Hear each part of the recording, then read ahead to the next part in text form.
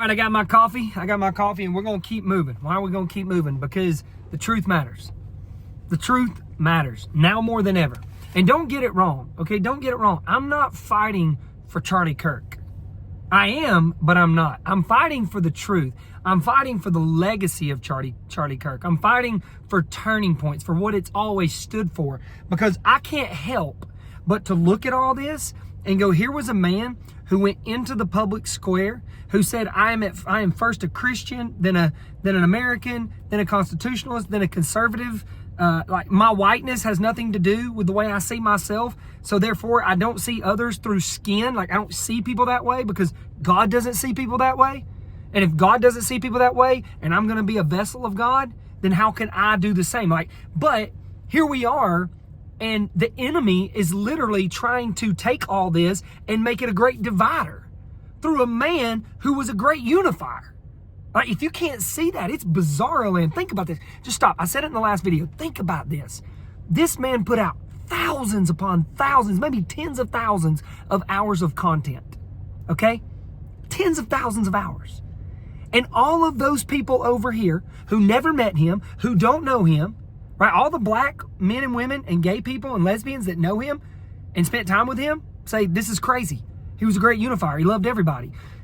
But only those people are clipping the videos that they want to clip, and they're all using the same 7 or 8 videos out of thousands of hours, maybe tens of thousands. It's the same videos, and even those I'm going to show you are out of context.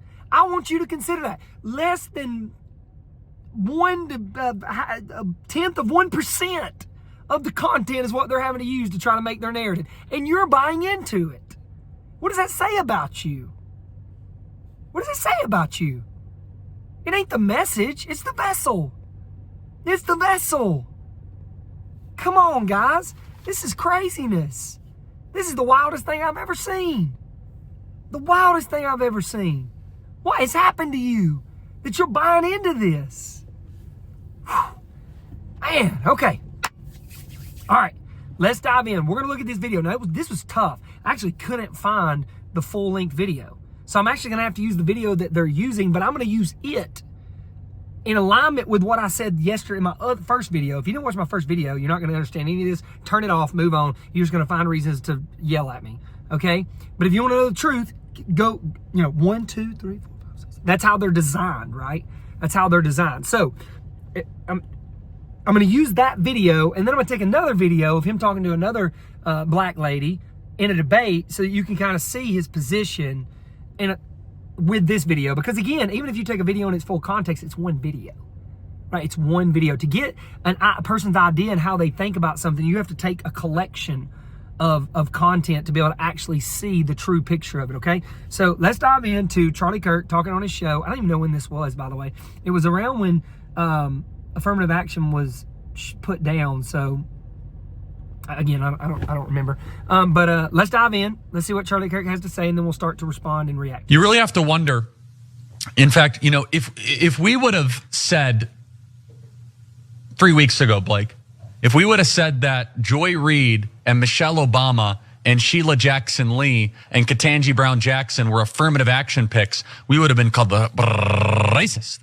Okay, so it seems to mean that like Michelle Obama, Miss Jackson, those women, those black women, are trying to fight for affirmative action so that it's not done away with by saying we are affirmative action recipients, meaning we couldn't have got into university without affirmative action, right? Now you need to understand what is affirmative action. We talked about it in the last video.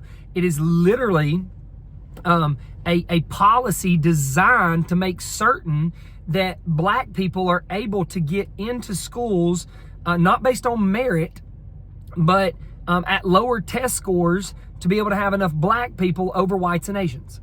That's what it is. I'm not saying it didn't have good intentions when it first got started, but that's what it is, right? They can score about 30% lower to get in some of these Ivy Leagues, right? That's what it is. So what Charlie's saying is, he's saying, if I would have said that, y'all would have called me a racist. I'm not a racist, but if I would have said it, you would have called me a racist. But now you're saying it. So since you're saying it, I'm going to talk about it. But now they're coming out and they're saying it for us. They're coming out and they're saying, I'm only here because of affirmative action. Yeah, we know. You do not have the brain processing power to otherwise be taken really seriously.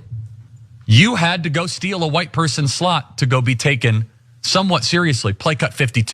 Now, I'm going to assume that that is the line that everyone is getting outraged over. Okay, that is the line. When he said, yes, we know, you don't have the brain processing power.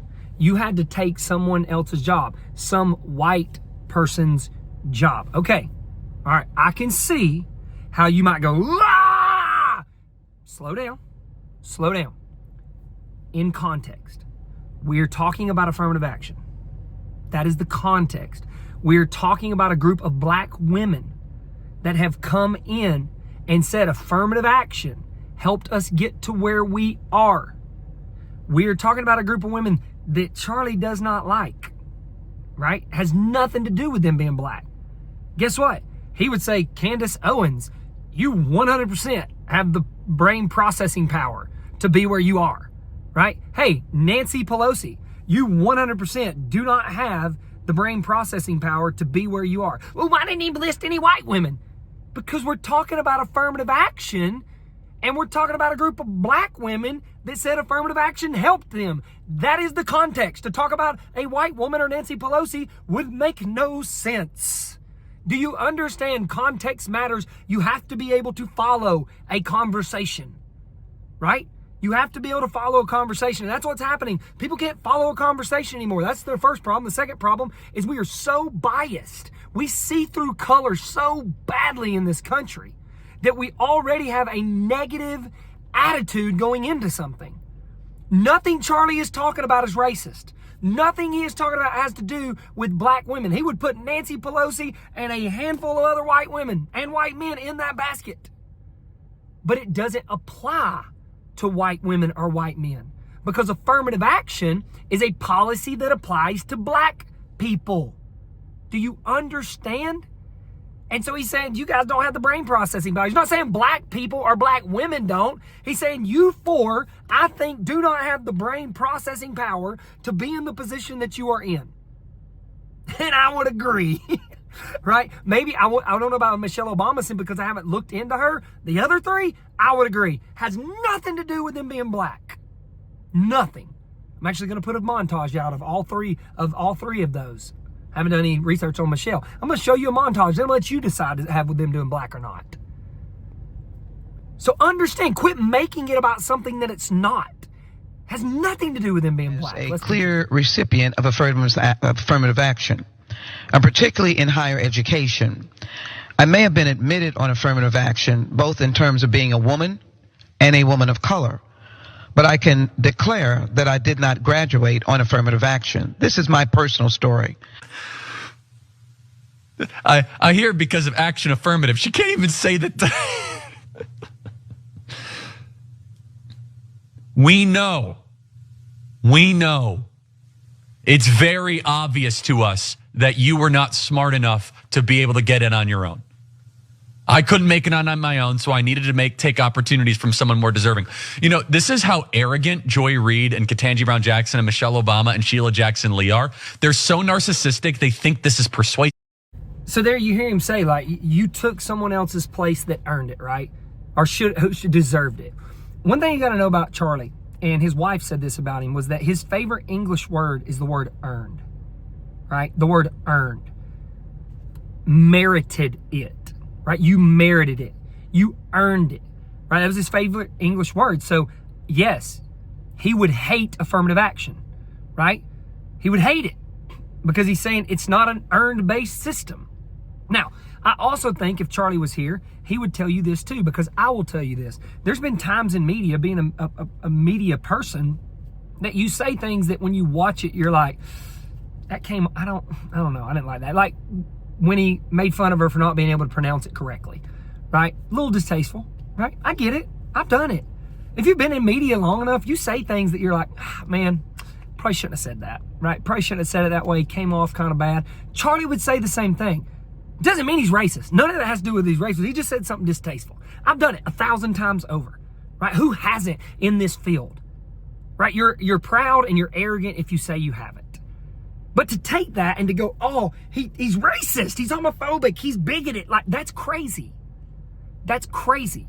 No one's going to be perfect, especially when you put tens of thousands of hours out in front of hundreds and hundreds and thousands of people, millions of people like Charlie. No one's going to be perfect. But you don't call a man racist because of it. We're so quick to that trigger, it's not even funny. Bigot, racist, homophobic. We've been programmed to jump to those triggers. Why? Because it discredits everything. It discredits everything. They've trained you to jump to those triggers. They've trained you. Specimen. Let's continue. Take it away. Okay, can I go? Here we go. Please. This is a big example of the complete misunderstanding of what affirmative action is for, why it was there, what it does about our previous life and our history, which of course, as we've seen much legislation, specifically in Ron DeSantis' Florida, to cover that up. Because if you actually understand the history of our country and the systemic racism that's been around since the beginning, that remains today, you'd understand why it's there. So, okay, this gentleman is just said and is going to say a bunch of things that are just like, I could do a 10-hour video on him.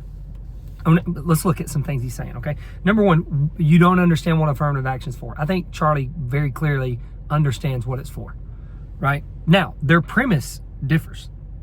This man, our previous life, right? The system was racist, it still is racist. Systematic racism continues. Let me ask you a question. If it doesn't end today, when does it end? When will the system not be racist anymore? When it pays you reparations? When you occupy every position in every area? Like, what is enough? What is enough? And what you'll find out is some people, there is no enough. There is no enough. They're going to hold on to that past oppression forever because they need it. They need it, and they'll never let it go. And that is exactly what Charlie was against. He hated it.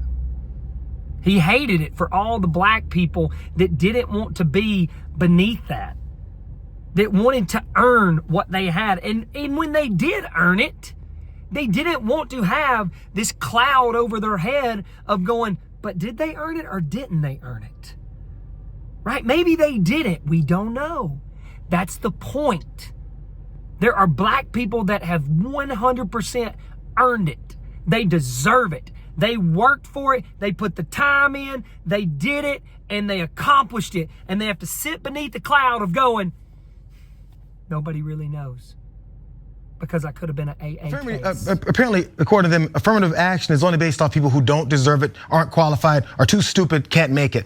Because they're ignoring the fact that the system has held people back. So if you can't get in, but the people that are admitting people that are in hate you because of who you are, that's not being smart enough. That's being discriminated against by the people that talk like this guy, that like to say, you can't do what white people can do because you're an effing racist.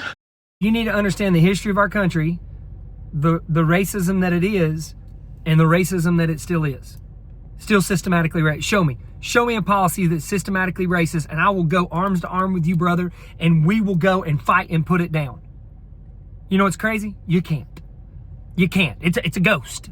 It's a ghost. I've asked 1,000 blacks people, show me the system. Show me the policy that is still racist, and I will go to war with you to shut it down. But you can't. You want me to tell you the history of this nation? Here's the history of this nation. We started off, did some bad things. Even the founding fathers struggled with it. Go read the writings of the founding fathers who owned slaves, a lot of them. Struggled with the idea of slavery. You know why they struggled with the idea of slavery? Because of the Bible. Because man is made in the image of God. And they struggled with it. Even though slavery was going on everywhere in the world, by the way. Even though the black people sold themselves into slavery. Even though the whole world had slaves, we struggled with it. America. Because it had a guiding principle of the Word of God, and Genesis was our origin story, and God made man as his image, and all men are created equal. Why? Because God made them in his image. And in 250 years, we put down racism. No country on earth has ever done that. Not even come close to that. There is no country on earth that has such diversity as America, and we work things out and get through life together. Go to Asia. It's a bunch of Asian people, and they're all racist against each other for different reasons. You don't get out enough. You don't know. Travel the world. You'll be grateful. Go to other black countries. There's racism all over the place between blacks. You don't know what you're talking about. You're clueless. You're clueless. America is a diamond in a dark world over where we were and where we've come from and what we've overcome. And we only did it because the Word of God got us there. And that's what Charlie Kirk believed. Number one. Number two, if it's taking a white person's spot, you're admitting that you've already put white people in these places before they're there. How do you know that they're qualified? How do you know they're smart enough? It doesn't matter. They're white. You said it, I didn't. No, that's not what affirmative action does. This guy has no idea what he's talking about. It's about making sure that black people can get in no matter what their qualifications are.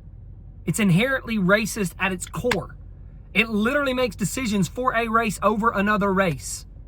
Like this guy he's just emotional. He doesn't know what he's talking about.